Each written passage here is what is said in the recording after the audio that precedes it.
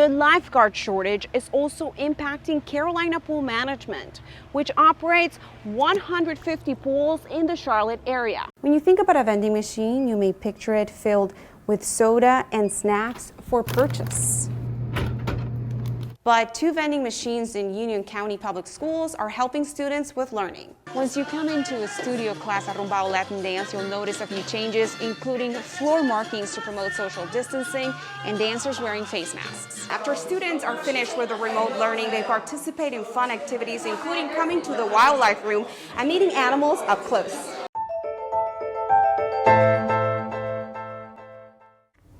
Nidhi Shah starts her day with prayer. She practices Hinduism, a religion from India. It's very important for us, for me. In 2016, she moved to the U.S. from India. It's an amazing love story. After marrying her husband. Thank you. Like many, he's working from home more often. They're enjoying it. Yep, it's pretty good. Pretty good. Yeah, I was missing those days, like we stay together.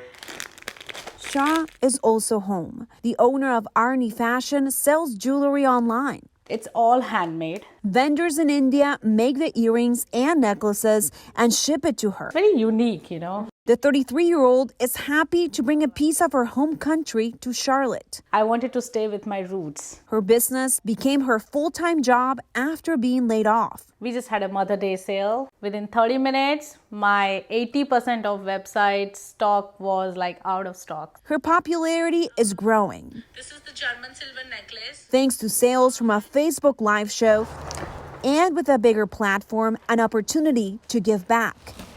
She donated $1,000 to an organization helping India's deadly COVID-19 crisis. I believe in humanity and I believe in, because I'm a giver. She can also relate. This is my dad, this is my mom.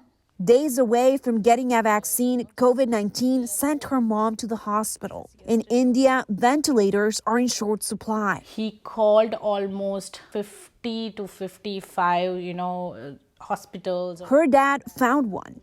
And mom is making progress. I've never seen my mom like that. Doctors make video chatting with her possible. She's praying, actually. It's emotional to see her in that condition and being far away. I have everything, I could not just help her. It's also tough to see her plead for help through writing or gesturing. Please send some medicines from USA. That's very heartbreaking. You can't do anything. Because you feel so helpless. She said, no, I don't want to die. Shah is praying, hoping she'll be able to hug mom again one day. I'm trying to be strong.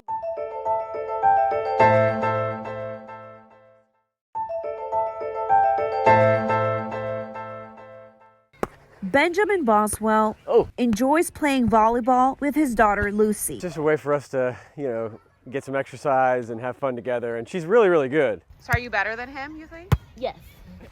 Both like spending time together. She won. And a friendly competition. Good job.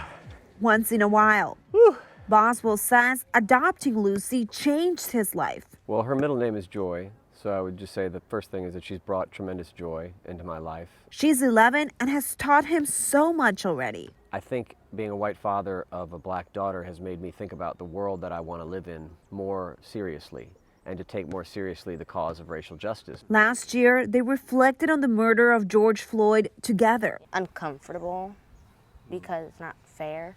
I also have to have that conversation with Lucy just to make sure that she understands what danger she might be in certain situations. They also marched for racial justice. Stopped at one point on Queens Road and we all knelt and held our fists up. Joining protests in Charlotte. For her to feel like she's a part of this movement for Black Lives, to me was really an important moment for us. The moment also inspired Boswell to go one step further. This week's session is Whiteness as Mythology. Boswell is the senior minister at Myers Park Baptist Church. A year ago, he started teaching a 9-week course called What Does It Mean to Be White? I hope they move from colorblind racism to responsibility. He says the program aims to help people confront whiteness through the writings and films of Black authors. So it's like having a mirror put up to us by our neighbors that we have to look in and we see ourselves differently in. Boswell says it can be tough So thank you for the work that you've been doing. and emotional. What it begins to do is shift the burden of responsibility for racism back to white people who created whiteness, created racism, and maintained this structure of power. But he says it's important. If white people can come out of this course realizing that they have to take responsibility for their history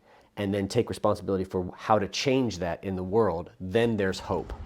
Yay! Lucy inspired her dad to create this course. If he had done it, then like more people would be rude. She's hopeful it's making a difference.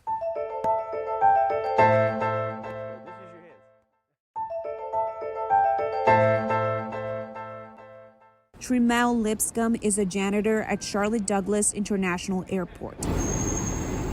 Once she's done with her overnight shift, she's ready to go home and relax. I kind of wind down a little bit, then I take my bath. Lipscomb rides the bus from the airport to East Charlotte. It's her best option without wheels of her own, and she loves it. I never had a car and I never had a license. The bus hits a little traffic as it nears Uptown. But after a transfer, Number 9 is my bus. and a turn on Central Avenue, it's smooth sailing. You're going to have some traffic, but by them putting it in that bus lane, I feel like it's easier. It's easier because of a bus lane pilot program rolled out on the city's east side on Central Avenue. By them opening up the schools, people going back to work, yes, they definitely need them. The bus lane took over an existing lane of traffic, narrowing parts of the roadway and causing headaches for drivers like Diane Langevin. There's no bus here. It's taken up valuable lane. You're wasting a lane. Langevin isn't a fan of the experiment and uses the lanes as she pleases. I do my little civil disobedience. Langevin and more than 1,200 people signed a petition to end the program before it becomes permanent.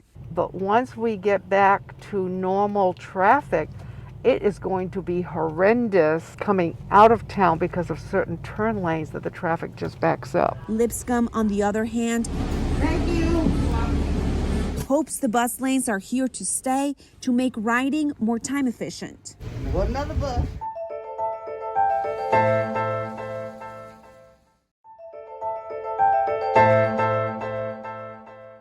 Brian Conwell is proud to be a veteran. It's a reminder, it's an accomplishment of my life. He served in the U.S. Army for a decade. I mean, you got your deployment medals on there, your overseas medals. Reminders of his service decorate his living room. Once you're in, you're always in. And everywhere he goes. Of course, you know there's a lot of red, white, and blue. I love my country. His service to his country was cut short. In 2014, while stationed in Kansas, he got into a life-changing car crash. The Army was my dream job.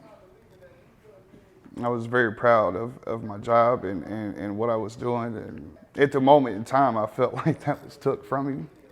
But everything happens for a reason, so. He lost his left leg and severely injured the right one. This one from the tibia down to my ankles got 30 screws, 4 plates, and a tennis rod in it. He spent a year in the hospital, recovering physically and mentally. It's a scary thing whenever you lose something like that and lose your ability just to be able to walk around. Thanks to his family's support, It's been so good. a prosthetic leg, and his determination, he's been walking on his own since October and working out again. So I'm 12 pounds away from losing 100 pounds since December. The weight loss is one thing. Come on, one more. Don't quit on me. But he's got his sights set on an even bigger goal. This is a completely different, more motivated guy. It's somebody who's looking to get things done, and I mean, he's just crushing it. Conwell is getting back in shape for a tryout for the 2024 Summer Paralympics in France. And hopefully be able to rep the colors and meet some really amazing people around the world. All while making his family proud. Shows you what a person can actually do whenever you put your mind to it. And inspiring others along the way. If I can walk into somebody's life and make their life better just by talking to them or showing them that they're able to do whatever they want and they got a smile on their face, mission complete.